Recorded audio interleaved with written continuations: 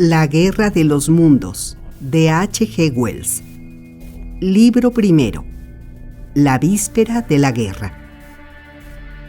En los últimos años del siglo XIX, nadie habría creído que los asuntos humanos eran observados aguda y atentamente por inteligencias más desarrolladas que la del hombre, y, sin embargo, tan mortales como él, que mientras los hombres se ocupaban de sus cosas, eran estudiados quizá tan a fondo como el sabio estudia a través del microscopio las pasajeras criaturas que se agitan y multiplican en una gota de agua. Con infinita complacencia, la raza humana continuaba sus ocupaciones sobre este globo, abrigando la ilusión de su superioridad sobre la materia. Es muy posible que los infusorios que se hallan bajo el microscopio hagan lo mismo. Nadie supuso que los mundos más viejos del espacio fueran fuentes de peligro para nosotros, o si pensó en ellos, fue solo para desechar como imposible o improbable la idea de que pudieran estar habitados. Resulta curioso recordar algunos de los hábitos mentales de aquellos días pasados. En caso de tener en cuenta algo así, lo más que suponíamos era que tal vez hubiera en Marte seres quizá inferiores a nosotros y que estarían dispuestos a recibir de buen grado una expedición enviada desde aquí. Empero, desde otro punto del espacio, intelectos fríos y calculadores y mentes que son en relación con las nuestras lo que éstas son para las de las bestias, observaban la Tierra con ojos envidiosos mientras formaban con lentitud sus planes contra nuestra raza. Y a comienzos del siglo XX tuvimos la gran desilusión. Casi no necesito recordar al lector que el planeta Marte gira alrededor del Sol a una distancia de 140 millones de millas y que recibe del astro rey apenas la mitad de la luz y el calor que llegan a la Tierra. Si es que hay algo de verdad en la hipótesis corriente sobre la formación del sistema planetario, debe ser mucho más antiguo que nuestro mundo, y la vida nació en él mucho antes que nuestro planeta se solidificara. El hecho de que tiene apenas una séptima parte del volumen de la Tierra debe haber acelerado su enfriamiento, dándole una temperatura que permitiera la aparición de la vida sobre la superficie. Tiene aire y agua, así como también todo lo necesario para sostener la existencia de seres animados. Pero tan vano es el hombre y tanto lo ciega su vanidad, que hasta fines del siglo XIX ningún escritor expresó la idea de que allí se pudiera haber desarrollado una raza de seres dotados de inteligencia que pudiese compararse con la nuestra. Tampoco se concibió la verdad de que siendo Marte más antiguo que nuestra Tierra y dotado solo de una cuarta parte de la superficie de nuestro planeta, además de hallarse situado más lejos del Sol, era lógico admitir que no solo está más distante de los comienzos de la vida, sino también mucho más cerca de su fin. El enfriamiento que algún día ha de sufrir nuestro mundo ha llegado ya a un punto muy avanzado en nuestro vecino. Su estado material es todavía en su mayor parte un misterio, pero ahora sabemos que aún en su región ecuatorial, la temperatura del mediodía no llega a ser la que tenemos nosotros en nuestros inviernos más crudos. Su atmósfera es mucho más tenue que la nuestra. Sus océanos se han reducido hasta cubrir solo una tercera parte de su superficie, y al sucederse sus lentas estaciones, se funde la nieve de los polos para inundar periódicamente las zonas templadas. Esa última etapa de agotamiento, que todavía es para nosotros increíblemente remota, se ha convertido ya en un problema actual para los marcianos. La presión constante de la necesidad les agudizó el intelecto, aumentando sus poderes perceptivos y endureciendo sus corazones. Y al mirar a través del espacio, con instrumentos e inteligencias con los que apenas si hemos soñado, ven a solo 35 millones de millas de ellos una estrella matutina de la esperanza, nuestro propio planeta, mucho más templado, lleno del verdor de la vegetación y del azul del agua, con una atmósfera nebulosa que indica fertilidad y con amplias extensiones de tierra capaz de sostener la vida en gran número. Y nosotros, los hombres que habitamos esta tierra, debemos ser para ellos tan extraños y poco importantes como lo son los monos y los lémures para el hombre. El intelecto del hombre admite ya que la vida es una lucha incesante, y parece que esta es también la creencia que impera en Marte. Su mundo se halla en el periodo del enfriamiento, y el nuestro está todavía lleno de vida, pero de una vida que ellos consideran como perteneciente a animales inferiores. Así pues, su única esperanza de sobrevivir al destino fatal que les amenaza desde varias generaciones atrás reside en llevar la guerra hacia su vecino más próximo. Y antes de juzgarlos con demasiada dureza, debemos recordar la destrucción cruel y total que nuestra especie ha causado no solo entre los animales, como el bisonte y el dido, sino también entre las razas inferiores. A pesar de su apariencia humana, los tasmanios fueron exterminados por completo en una guerra de extinción llevada a cabo por los inmigrantes europeos durante un lapso que duró escasamente 50 años. ¿Es que somos acaso tan misericordiosos como para quejarnos si los marcianos guerrearan con las mismas intenciones con respecto a nosotros? Los marcianos deben haber calculado su llegada con extraordinaria justeza. Sus conocimientos matemáticos exceden en mucho a los nuestros, y llevado a cabo sus preparativos de una manera perfecta. De haberlo permitido nuestros instrumentos, podríamos haber visto los síntomas del mal ya en el siglo XVIII. Hombres como Schiaparelli observaron el planeta rojo, que durante siglos ha sido la estrella de la guerra, pero no llegaron a interpretar las fluctuaciones en las marcas que también asentaron sobre sus mapas. Durante ese tiempo, los marcianos deben haber estado preparándose.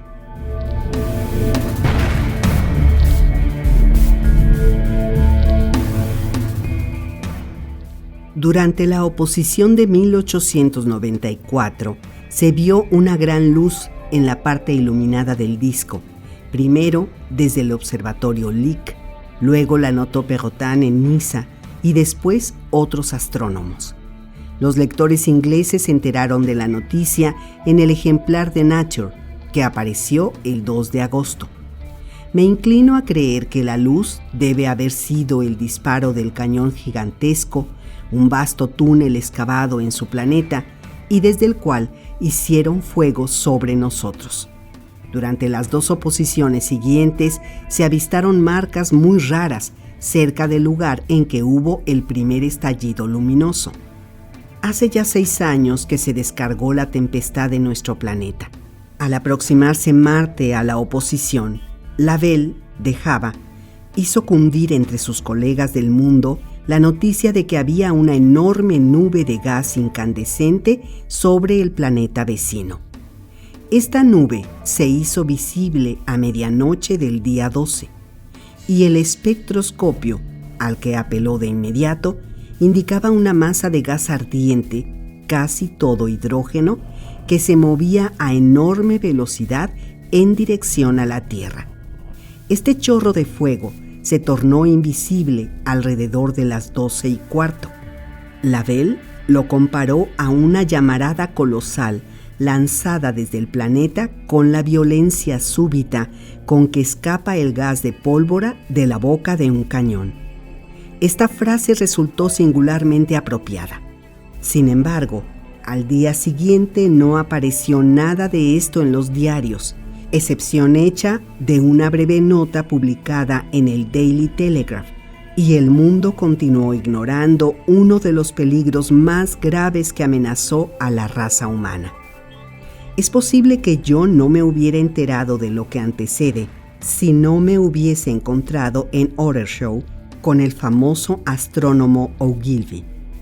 Este se hallaba muy entusiasmado ante la noticia y debido a la exuberancia de su reacción, me invitó a que le acompañara aquella noche a observar el planeta rojo.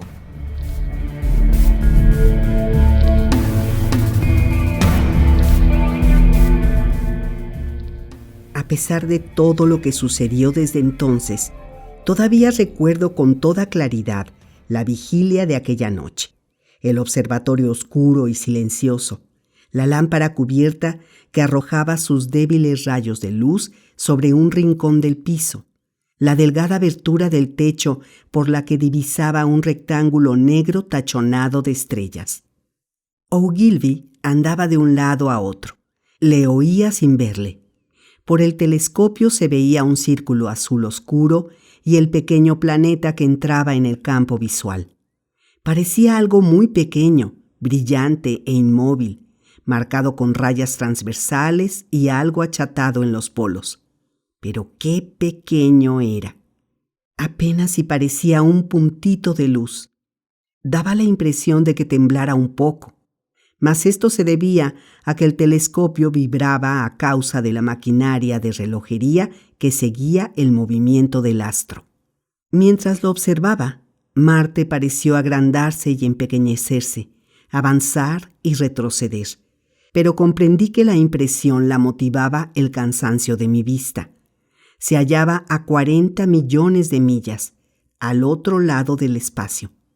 Pocas personas comprenden la inmensidad del vacío en el cual se mueve el polvo del universo material. En el mismo campo visual, recuerdo que vi 3 puntitos de luz, estrellitas infinitamente remotas, alrededor de las cuales predominaba la negrura insondable del espacio. Ya sabe el lector qué aspecto tiene esta negrura durante las noches estrelladas. Vista por el telescopio, parece aún más profunda e invisible para mí porque era tan pequeño y se hallaba tan lejos, volando con velocidad constante a través de aquella distancia increíble, acercándose minuto a minuto, llegaba el objeto que nos mandaban, ese objeto que habría de causar tantas luchas, calamidades y muertes en nuestro mundo. No soñé siquiera en él mientras miraba. Nadie en la Tierra podía imaginar la presencia del certero proyectil. También aquella noche hubo otro estallido de gas en el distante planeta. Yo lo vi. Fue un resplandor rojizo en los bordes según se agrandó levemente al dar el cronómetro las 12. Al verlo, se lo dije a Ogilvy, y él ocupó mi lugar. Hacía calor y sintiéndome sediento, avancé a tientas por la oscuridad en dirección a la mesita sobre la que se hallaba el sifón, mientras que Ogilvy lanzaba exclamaciones de entusiasmo al estudiar el chorro de gas que venía hacia nosotros. Aquella noche partió otro proyectil invisible en su viaje desde Marte. Iniciaba su trayectoria 24 horas después del primero. Recuerdo que me quedé sentado a la mesa, deseoso de tener una luz para poder fumar y ver el humo de mi pipa, y sin sospechar el significado del resplandor que había descubierto y de todo el cambio que traería a mi vida. Ogilvy estuvo observando hasta la 1, hora en que abandonó el telescopio. Encendimos entonces el farol y fuimos a la casa. Abajo, en la oscuridad, se hallaban Ottershow y Chertsey, donde centenares de personas dormían plácidamente.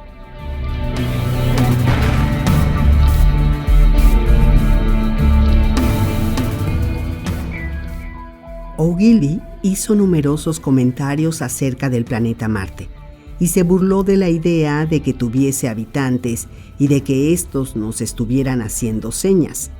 Su opinión era que estaba cayendo sobre el planeta una profusa lluvia de meteoritos o que se había iniciado en la superficie alguna gigantesca explosión volcánica. Me manifestó lo difícil que era que la evolución orgánica hubiera seguido el mismo camino en los dos planetas vecinos.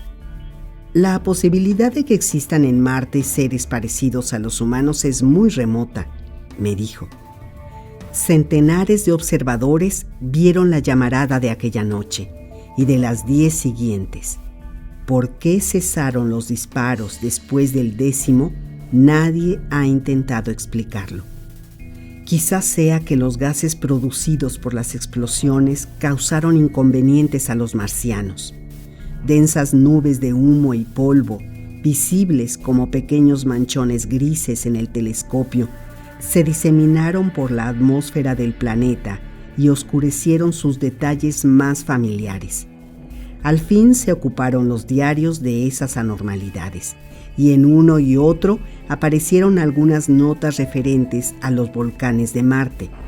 Recuerdo que la revista Punch aprovechó el tema para presentar una de sus acostumbradas caricaturas políticas, y sin que nadie lo sospechara, aquellos proyectiles disparados por los marcianos se aproximaban hacia la Tierra a muchas millas por segundo, avanzando constantemente, hora tras hora y día tras día, cada vez más próximos. Me parece ahora casi increíblemente maravilloso que con ese peligro pendiente sobre nuestras cabezas pudiéramos ocuparnos de nuestras mezquinas cosillas como lo hacíamos. Recuerdo el júbilo de Markham cuando consiguió una nueva fotografía del planeta para el diario ilustrado que editaba en aquellos días. La gente de ahora no alcanza a darse cuenta de la abundancia y el empuje de nuestros diarios del siglo XIX. Por mi parte, yo estaba muy entretenido en aprender a andar en bicicleta y ocupado en una serie de escritos sobre el probable desarrollo de las ideas morales a medida que progresara la civilización. Una noche, cuando el primer proyectil debía hallarse apenas a 10 millones de millas, salía a pasear con mi esposa. Brillaban las estrellas en el cielo y le describí los signos del zodiaco, indicándole a Marte, que era un puntito de luz brillante en el cénit y hacia el cual apuntaban entonces tantos telescopios. Era una noche cálida, y cuando regresábamos a casa, se cruzaron con nosotros varios excursionistas de Chertsey y Isleworth, que cantaban y hacían sonar sus instrumentos musicales. Se veían luces en las ventanas de las casas. Desde la estación nos llegó el sonido de los trenes y el rugir de sus locomotoras se convertían en melodía debido a la magia de la distancia. Mi esposa me señaló el resplandor de las señales rojas, verdes y amarillas que se destacaban en el cielo como sobre un fondo de terciopelo. Parecían reinar por doquier la calma y la seguridad.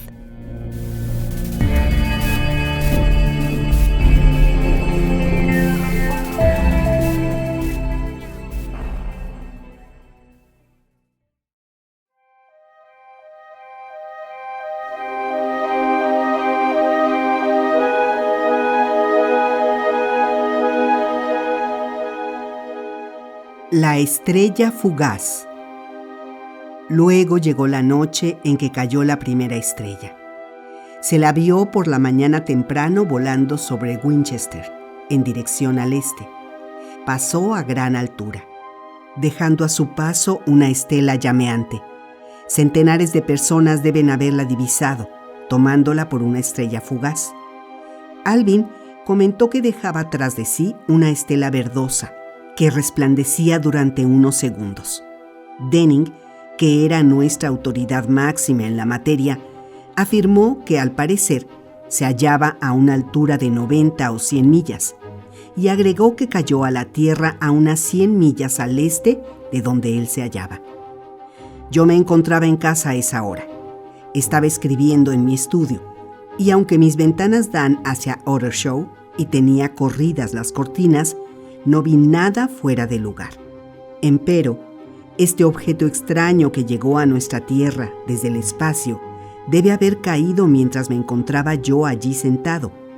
y es seguro que lo habría visto si hubiera levantado la vista en el momento oportuno.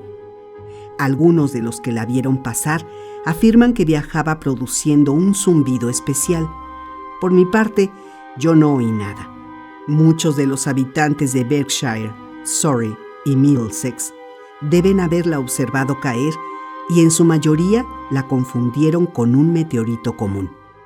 Nadie parece haberse molestado en ir a verla esa noche, pero a la mañana siguiente, muy temprano, el pobre Ogleby, que había visto la estrella fugaz y que estaba convencido de que el meteorito se hallaba en campo abierto entre Horsell, Ottershaw y Woking, se levantó de la cama con la idea de hallarlo, y lo encontró, en efecto, poco después del amanecer y no muy lejos de los arenales.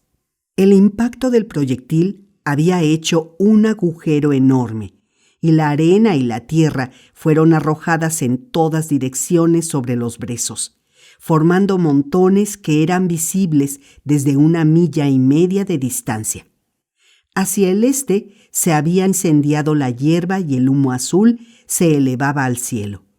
El objeto estaba casi enteramente sepultado en la arena, entre los restos astillados de un abeto que había destrozado en su caída. La parte descubierta tenía el aspecto de un enorme cilindro cubierto de barro y sus líneas exteriores estaban suavizadas por unas incrustaciones como escamas de color parduzco. Su diámetro era de unos 30 metros. Ogleby se acercó al objeto, sorprendiéndose ante su tamaño y más aún de su forma, ya que la mayoría de los meteoritos son casi completamente esféricos. Pero estaba todavía tan recalentado por su paso a través de la atmósfera que era imposible aproximarse.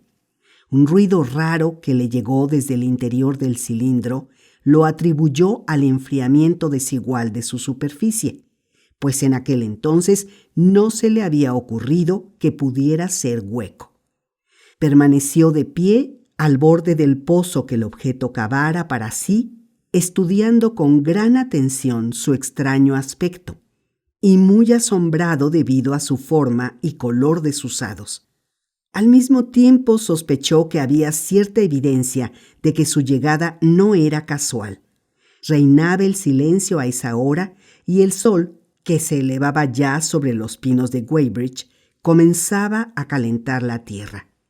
No recordó haber oído pájaros aquella mañana, y es seguro que no corría el menor soplo de brisa, de modo que los únicos sonidos que percibió fueron los muy leves que llegaban desde el interior del cilindro.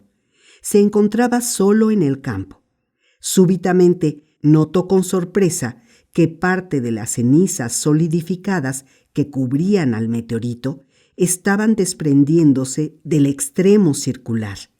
Caían en escamas y llovían sobre la arena. De pronto cayó un pedazo muy grande, produciendo un ruido que le paralizó el corazón. Por un momento no comprendió lo que significaba esto, y aunque el calor era excesivo, bajó al pozo y se acercó todo lo posible al objeto para ver las cosas con más claridad. Le pareció entonces que el enfriamiento del cuerpo debía explicar aquello, mas lo que dio el mentiz a esa idea fue el hecho de que la ceniza caía solo de un extremo del cilindro. Entonces percibió que el extremo circular del cilindro rotaba con gran lentitud. Era tan gradual este movimiento que lo descubrió solo al fijarse que una marca negra que había estado cerca de él unos 5 minutos antes se hallaba ahora al otro lado de la circunferencia. Aún entonces no interpretó lo que esto significaba, hasta que oyó un rechinamiento raro y vio que la marca negra daba otro empujón. Entonces comprendió la verdad. El cilindro era artificial, estaba hueco y su extremo se abría. Algo que estaba dentro del objeto hacía girar su tapa. «¡Dios mío!», exclamó Ogleby. «Ahí dentro hay hombres y estarán semiquemados. Quieren escapar». Instantáneamente relacionó el cilindro con las explosiones de Marte. La idea de las criaturas allí confinadas le resultó tan espantosa que olvidó el calor y se adelantó para ayudar a los que se esforzaban por desenroscar la tapa. Pero afortunadamente, las radiaciones calóricas le contuvieron antes que pudiera quemarse las manos sobre el metal, todavía candente. Aún así, se quedó irresoluto por un momento. Luego giró sobre sus talones, trepó fuera del pozo y partió a toda carrera en dirección a Woking.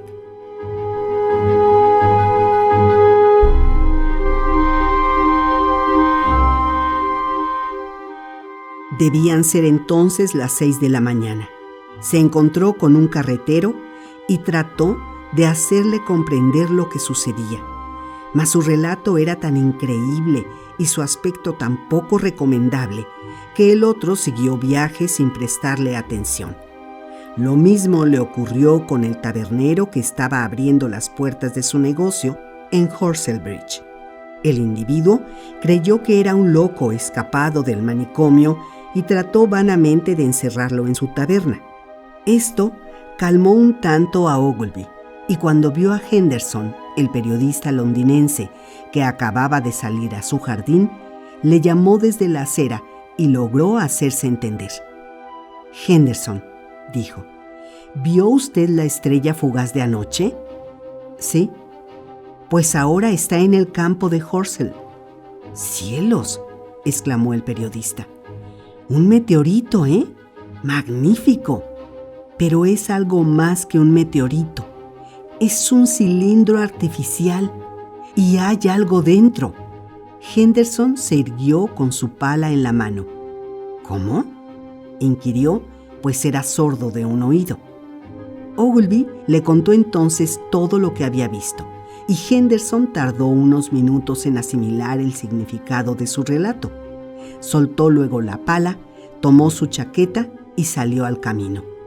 Los dos hombres corrieron enseguida al campo comunal y encontraron el cilindro todavía en la misma posición.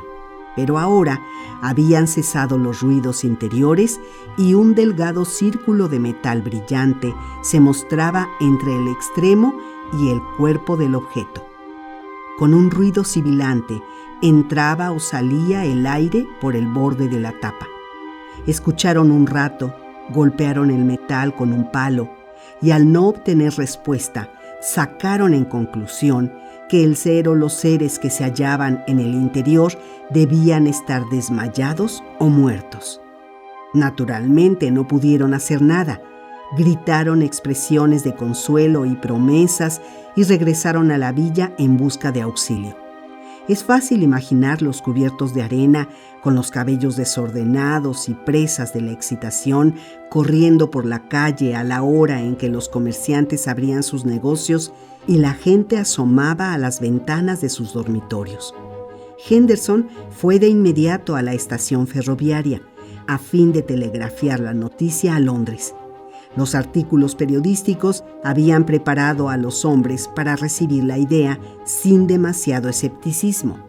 Alrededor de las 8 había partido ya hacia el campo comunal un número de muchachos y hombres desocupados que deseaban ver a los hombres muertos de Marte. Tal fue la interpretación que se dio al relato. A mí me lo contó el repartidor de diarios, a eso de las 9 menos cuarto, cuando salí para buscar el Daily Chronicle. Por supuesto, me sobresalté y no perdí tiempo en salir y cruzar el puente de Ottershaw para dirigirme a los Arenales.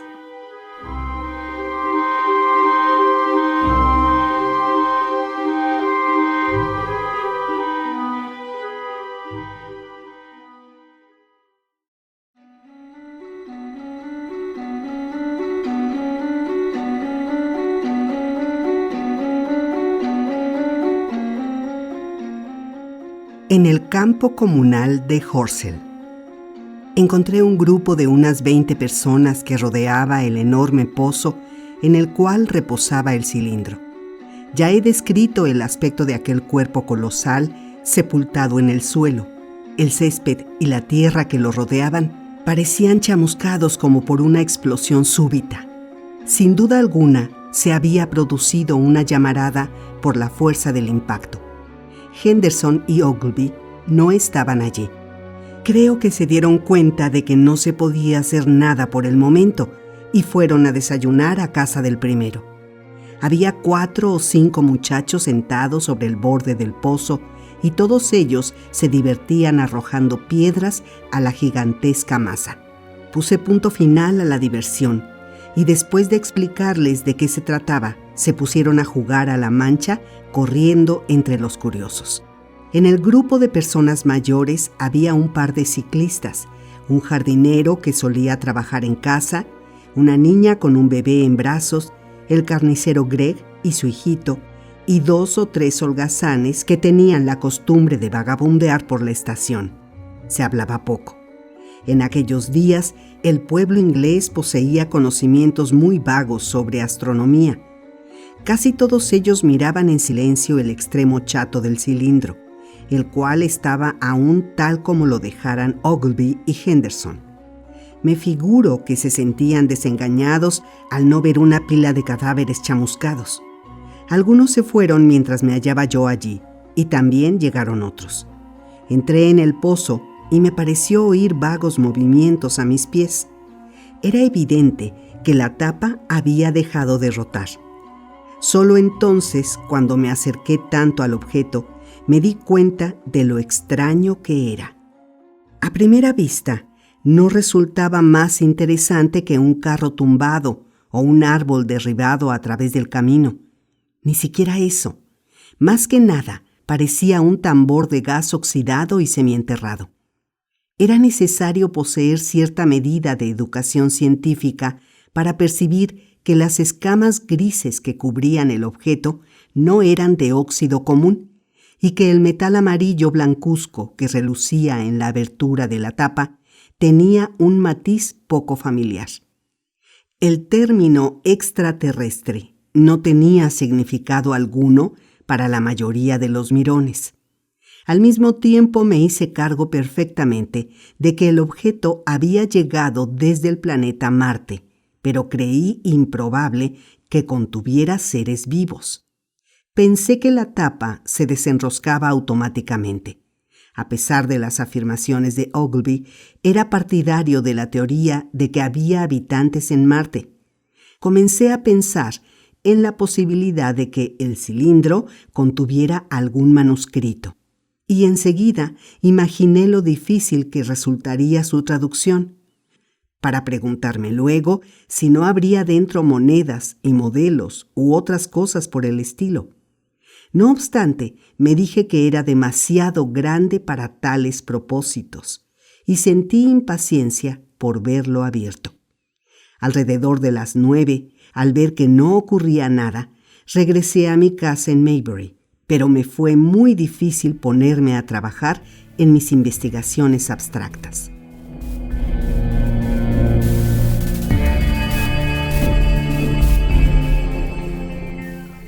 En la tarde había cambiado mucho el aspecto del campo comunal. Las primeras ediciones de los diarios vespertinos habían sorprendido a Londres con enormes titulares como el que sigue. Se recibe un mensaje de Marte. Extraordinaria noticia de Woking. Además, el telegrama enviado por Ogleby a la Sociedad Astronómica había despertado la atención de todos los observatorios del reino. Había más de media docena de coches de la estación de Woking parados en el camino cerca de los arenales, un jockey procedente de Chobham y un carruaje de aspecto majestuoso. Además, vi un gran número de bicicletas, y a pesar del calor reinante, gran cantidad de personas debía haberse trasladado a pie desde Woking y Chertsey, de modo que encontré allí una multitud considerable. Hacía mucho calor, no se veía una sola nube en el cielo, no soplaba la más leve brisa, y la única sombra proyectada en el suelo era la de los escasos pinos. Se había extinguido el fuego en los brezos, pero el terreno llano que se extendía hacia Ottershaw estaba ennegrecido en todo lo que alcanzaba a divisar la vista, y del mismo se elevaba todavía el humo en pequeñas volutas. Un comerciante emprendedor había enviado a su hijo con una carretilla llena de manzanas y botellas de gaseosas. Acercándome al borde del pozo, lo vi ocupado por un grupo constituido por media docena de hombres. Estaban allí Henderson, Ogleby y un individuo alto y rubio que, según supe después, era Stent, astrónomo del Observatorio Real, con varios obreros que blandían palas y picos. Stent daba órdenes con voz clara y aguda. Se hallaba de pie sobre el cilindro, el cual parecía estar ya mucho más frío. Su rostro se mostraba enrojecido y lleno de transpiración, y algo parecía irritarle. Una gran parte del cilindro estaba ya al descubierto, aunque su extremo inferior se encontraba todavía sepultado. Tan pronto como me vio Ogleby entre los curiosos, me invitó a bajar y me preguntó si tendría inconveniente en ir a ver a Lord Hilton, el señor del castillo. Agregó que la multitud, y en especial los muchachos, dificultaban los trabajos de excavación. Deseaban colocar una barandilla para que la gente se mantuviera a distancia.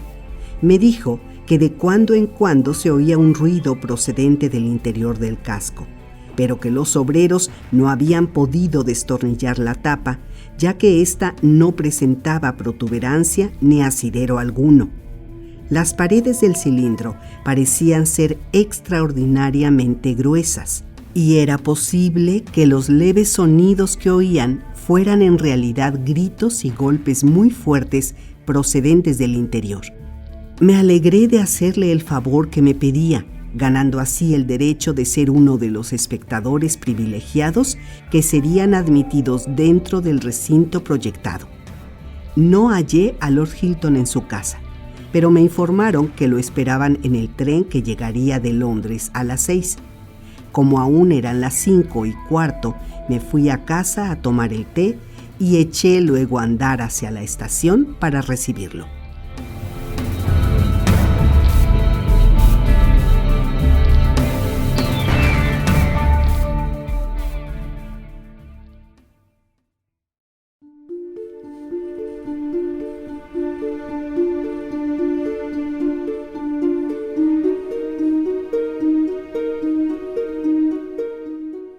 Se abre el cilindro.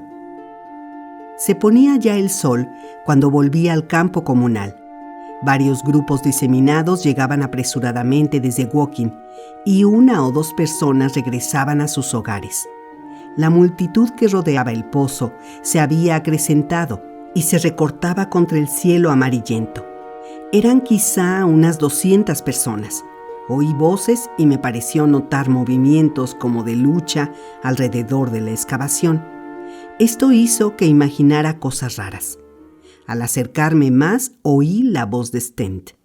¡Atrás! ¡Atrás! Un muchacho se adelantó corriendo hacia mí. «Se está moviendo», me dijo al pasar. «Se desenrosca. No me gusta y me voy a casa». Seguí avanzando hacia la multitud. Tuve la impresión de que había 200 o 300 personas dándose codazos y empujones unas a otras, y entre ellas no eran las mujeres las menos activas. «¡Se ha caído al pozo!», gritó alguien. «¡Atrás!», exclamaron varios. La muchedumbre se apartó un tanto y aproveché la oportunidad para abrirme paso a codazos. Todos parecían muy excitados y oí un zumbido procedente del pozo. «Oiga», exclamó Ogleby en ese momento, «ayúdenos a mantener a raya a estos idiotas. Todavía no sabemos lo que hay dentro de ese condenado casco». Vi a un hombre dependiente de una tienda de Woking que se hallaba parado sobre el cilindro y trataba de salir del pozo. El gentío le había hecho caer con sus empujones. Desde el interior del casco estaban desenroscando la tapa y ya se veían unos 50 centímetros de la reluciente rosca. Alguien se tropezó conmigo y estuve a punto de caer sobre la tapa.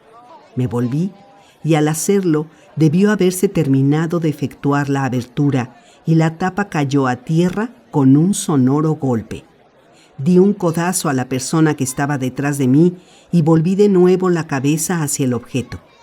Por un momento me pareció que la cavidad circular era completamente negra. Tenía entonces el sol frente a los ojos.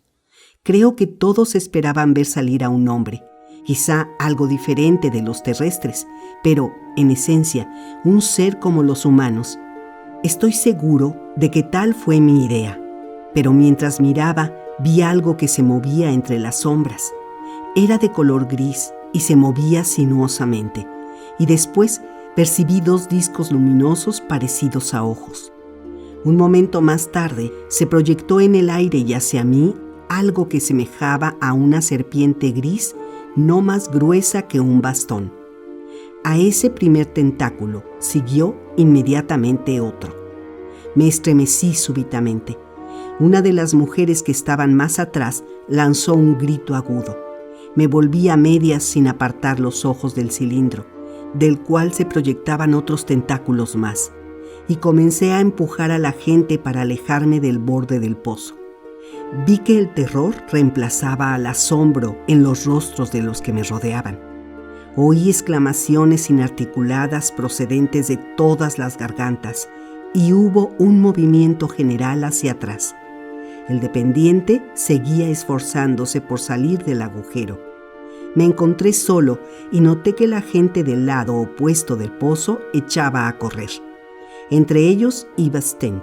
Miré de nuevo hacia el cilindro y me dominó un temor incontrolable que me obligó a quedarme inmóvil y con los ojos fijos en el proyectil que llegara de Marte.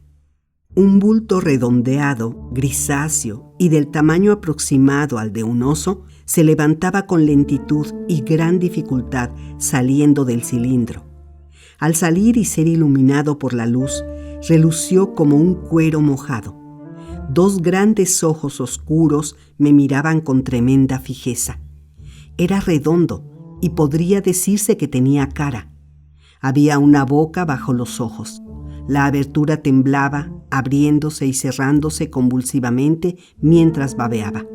El cuerpo palpitaba de manera violenta. Un delgado apéndice tentacular se aferró al borde del cilindro.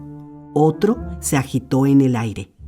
Los que nunca han visto un marciano vivo no pueden imaginar lo horroroso de su aspecto.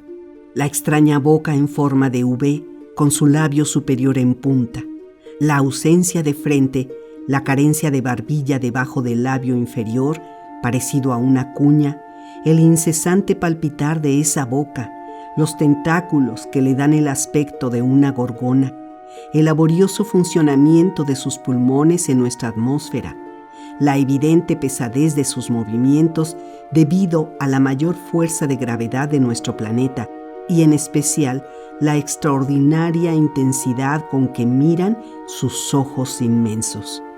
Todo ello produce un efecto muy parecido al de la náusea. Hay algo profundamente desagradable en su piel olivácea y algo terrible en la torpe lentitud de sus tediosos movimientos. Aún en aquel primer encuentro y a la primera mirada, me sentí dominado por la repugnancia y el terror. Súbitamente desapareció el monstruo. Había rebasado el borde del cilindro cayendo a tierra con un golpe sordo, como el que podría producir una gran masa de cuero al dar con fuerza en el suelo. Le oí lanzar un grito ronco y de inmediato apareció otra de las criaturas en la sombra profunda de la boca del cilindro.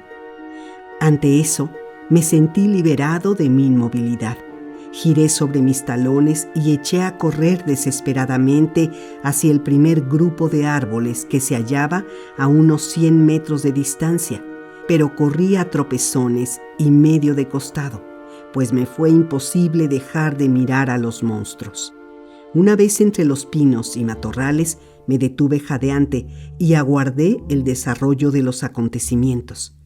El campo comunal alrededor de los arenales estaba salpicado de gente que, como yo, miraba con terror y fascinación a esas criaturas. O mejor dicho, al montón de tierra levantado al borde del pozo en el cual se hallaban. Y luego, con renovado terror, vi un objeto redondo y negro que sobresalía del pozo. Era la cabeza del dependiente que cayera en él. De pronto logró levantarse y apoyar una rodilla en el borde, pero volvió a deslizarse hacia abajo hasta que solo quedó visible su cabeza. Súbitamente desapareció y me pareció oír un grito lejano. Tuve el impulso momentáneo de correr a prestarle ayuda, pero fue más fuerte mi pánico que mi voluntad. Luego no se vio nada más que los montones de arena proyectados hacia afuera por la caída del cilindro. Cualquiera que llegara desde Chauvin o Woking se habría asombrado ante el espectáculo. Una multitud de unas 100 o más personas paradas en un amplio círculo irregular, en zanjas, detrás de matorrales, portones y setos, hablando poco y mirando con fijeza hacia unos cuantos montones de arena. La carretilla de gaseosa se destacaba contra el cielo carmesí, y en los arenales había una hilera de vehículos cuyos caballos pateaban el suelo o comían tranquilamente el grano de los morrales pendientes de sus cabezas.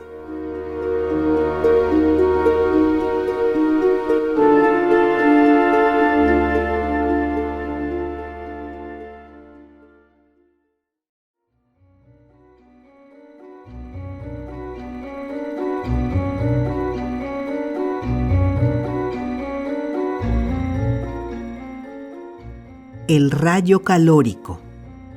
Después que hube visto a los marcianos salir del cilindro en el que llegaran a la Tierra, una especie de fascinación paralizó por completo mi cuerpo. Me quedé parado entre los brezos con la vista fija en el montículo que los ocultaba. En mi alma se libraba una batalla entre el miedo y la curiosidad. No me atrevía a volver hacia el pozo, pero sentía un extraordinario deseo de observar su interior. Por esta causa, comencé a caminar describiendo una amplia curva en busca de algún punto ventajoso y mirando continuamente hacia los montones de arena tras los cuales se ocultaban los recién llegados. En cierta oportunidad, vi el movimiento de una serie de apéndices delgados y negros parecidos a los tentáculos de un pulpo que de inmediato desaparecieron. Después elevó una delgada vara articulada que tenía en la parte superior un disco, el cual giraba con un movimiento bamboleante. ¿Qué estarían haciendo? La mayoría de los espectadores había formado dos grupos. Uno de ellos se hallaba en dirección a Woking y el otro hacia Chauvin. Evidentemente, estaban pasando por el mismo conflicto mental que yo. Había algunos cerca de mí y me acerqué a un vecino mío cuyo nombre ignoro. ¡Qué bestias horribles!, me dijo. ¡Dios mío, qué bestias horribles! Y volvió a repetir esto una y otra vez. ¿Vio al hombre que cayó al pozo?, le pregunté. Mas no me respondió. Nos quedamos en silencio observando los arenales y me figuro que ambos encontrábamos cierto consuelo en la compañía mutua. Después me desvié hacia una pequeña elevación de tierra que tendría 1 metro o más de altura, y cuando le busqué con la vista, vi que se iba camino de Woking.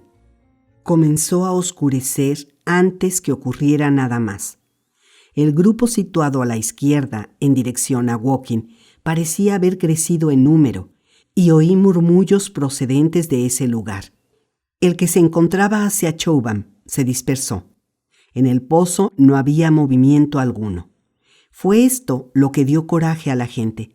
También supongo que los que acababan de llegar desde Woking ayudaron a todos a recobrar su confianza. Sea como fuere, al comenzar a oscurecer, se inició un movimiento lento e intermitente en los arenales. Este movimiento pareció cobrar fuerza a medida que continuaba el silencio y la calma en los alrededores del cilindro. Avanzaban grupitos de 2 o 3, se detenían, observaban y volvían a avanzar, dispersándose al mismo tiempo en un semicírculo irregular que prometía encerrar el pozo entre sus 2 extremos. Por mi parte, Yo también comencé a marchar hacia el cilindro. Vi entonces algunos cocheros y otras personas que habían entrado sin miedo en los arenales y oí ruido de cascos y ruedas. Avisté de pronto a un muchacho que se iba con la carretilla de manzanas y gaseosas. Y luego descubrí un grupito de hombres que avanzaban desde la dirección en que se hallaba Horzel. Se encontraban ya a unos 30 metros del pozo y el primero de ellos agitaba una bandera blanca. Era la delegación. Se había efectuado una apresurada consulta y como los marcianos eran sin duda alguna inteligentes, a pesar de su aspecto repulsivo, se resolvió tratar de comunicarse con ellos y demostrarles así que también nosotros poseíamos facultades razonadoras. La bandera se agitaba de derecha a izquierda. Yo me encontraba demasiado lejos para reconocer a ninguno de los componentes del grupo, pero después supe que Ogleby, Stent y Henderson estaban entre ellos. La delegación había arrastrado tras de sí en su avance a la circunferencia del que era ahora un círculo casi completo de curiosos, y un número de figuras negras la seguían a distancia prudente. Súbitamente se vio un resplandor de luz y del pozo salió una cantidad de humo verde y luminoso en 3 bocanadas claramente visibles. Estas bocanadas se elevaron una tras otra hacia lo alto de la atmósfera. El humo, llama sería quizá la palabra correcta, era tan brillante que el cielo y los alrededores parecieron oscurecerse momentáneamente y quedar luego más negros al desaparecer la luz. Al mismo tiempo se oyó un sonido sibilante.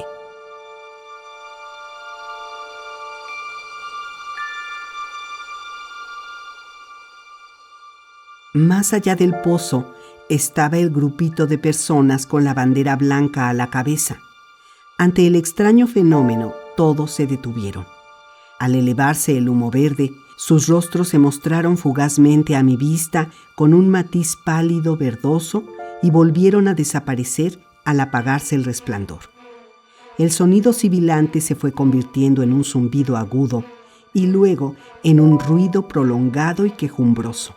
Lentamente se levantó del pozo una forma extraña y de ella pareció emerger un rayo de luz. De inmediato saltaron del grupo de hombres grandes llamaradas que fueron de uno a otro. Era como si un chorro de fuego invisible los tocara y estallase en una blanca llama. Era como si cada hombre se hubiera convertido súbitamente en una tea.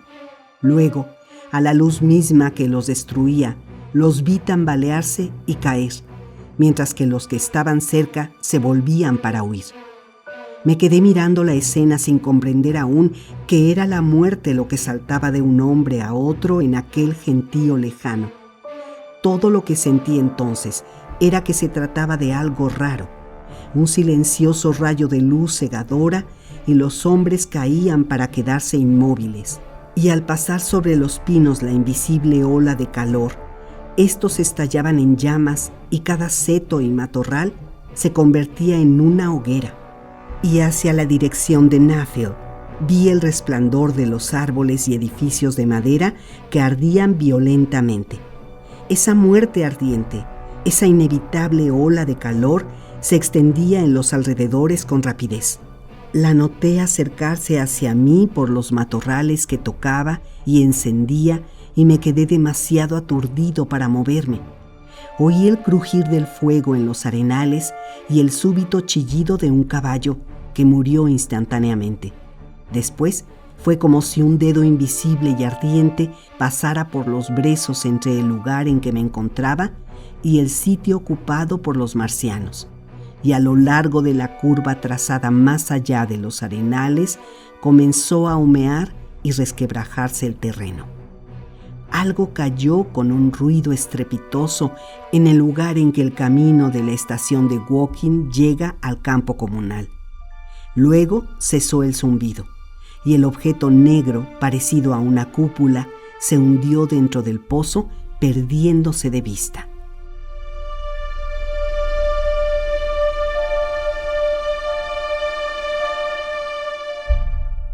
Todo esto había ocurrido con tal rapidez que estuve allí inmóvil, atontado por los relámpagos de luz, sin saber qué hacer.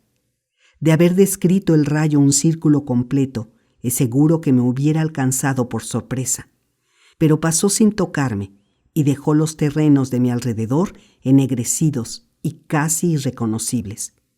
El campo parecía ahora completamente negro, excepto donde sus caminos se destacaban como franjas grises bajo la luz débil, reflejada desde el cielo por los últimos resplandores del sol. En lo alto comenzaban a brillar las estrellas y hacia el oeste se veía aún los destellos del día moribundo. Las copas de los pinos y los techos de Horsell se destacaron claramente contra esos últimos resplandores en occidente. Los marcianos y sus aparatos eran ya completamente invisibles, excepción hecha del delgado mástil, en cuyo extremo continuaba girando el espejo.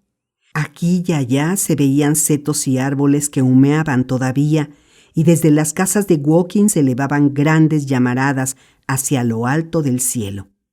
Con excepción de esto y el tremendo asombro que me embargaba, nada había cambiado. El grupito de puntos negros con su bandera blanca había sido exterminado sin que se turbara mucho la paz del anochecer. Hasta entonces no comprendí que me encontraba allí indefenso y solo. Súbitamente, como algo que me cayera de encima, me asaltó el miedo. Con un gran esfuerzo me volví y comencé a correr a tropezones por entre los brezos. El miedo que me dominaba no era un miedo racional, sino un terror pánico, no solo a causa de los marcianos, sino también debido a la tranquilidad y el silencio que me rodeaban. Tal fue su efecto que corrí llorando como un niño. Cuando hube emprendido la carrera, ni una sola vez me atreví a volver la cabeza. Recuerdo que tuve la impresión de que estaban jugando conmigo y que en pocos minutos, cuando estuviera a punto de salvarme, esa muerte misteriosa, tan rápida como el paso de la luz, saltaría tras de mí para matarme.